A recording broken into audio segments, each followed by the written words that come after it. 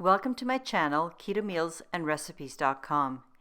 Today I'm going to demonstrate how quickly I make an easy, absolutely delicious Japanese cabbage coleslaw, which is a non-fermented quick pickle method of preparing this condiment. Besides being very easy to make, this coleslaw is ready to eat in just 2 or 3 days and is perfect as a side dish, or you can use this Japanese cabbage coleslaw as an ingredient in a salad. Please keep watching and I'll show you some of the uses a little later in the video. This Japanese coleslaw has a macronutrient ratio of 0.1 to 1, with 2.7 grams of total carbs, 0.8 grams of dietary fiber, resulting in 1.9 grams of net carbs and only 13 calories per serving. I'm sure you're aware that this condiment is intended to be part of a meal, and when added to a meal will be part of a keto meal plan. And obviously on its own, this coleslaw does not have the minimum keto ratio. As I said, this is one of the easiest coleslaw methods I have ever made. There's no cooking or heating of brine for this recipe, but you do have to prepare the vegetables.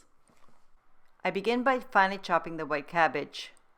I first cut it in half, then thinly slice the cabbage using a knife, which I find a bit difficult to get the nice thin and even slices.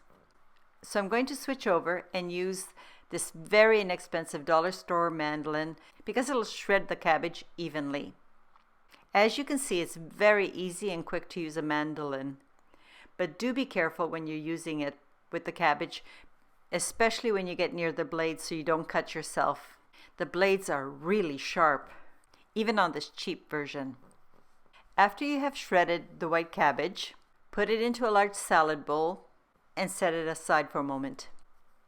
Next, I'm going to cut the red bell pepper, also called the capsicum in the UK and Australia, and some other countries, of course.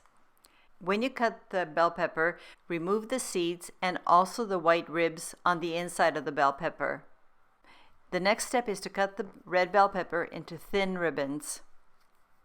Because these bell pepper ribbons are a bit long, I'm going to cut them into lengths of about 2 inches or 5 centimeters. And having done that, drop them into the bowl as well. Now it's time to get the carrot and peel it. Using the large holes of your box grater, grate your carrots. And drop them into the bowl too. As part of my prep, I also rough chopped the garlic. Toss these coleslaw ingredients very well so that the bell pepper and the carrots are well distributed throughout the cabbage. Okay, I'm going to take this mixture and divide it between several jars.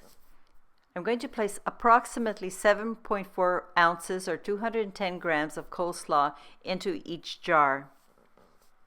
When you fill the jars with the coleslaw, then drop in a roughly chopped garlic and add about 1 tablespoon or 15 grams of garlic into each jar. Spoon in 1/2 tablespoons or 10 grams of rock salt into each jar. For the brine, just pour 3.5 ounces or 100 grams of water into each jar and then add 2 tablespoons or 30 grams of apple cider vinegar to each jar. This is if you're making the 3 or 4 jar method. I suggest at this point you place a lid on the jar and give everything a really good shake to distribute the salt and garlic.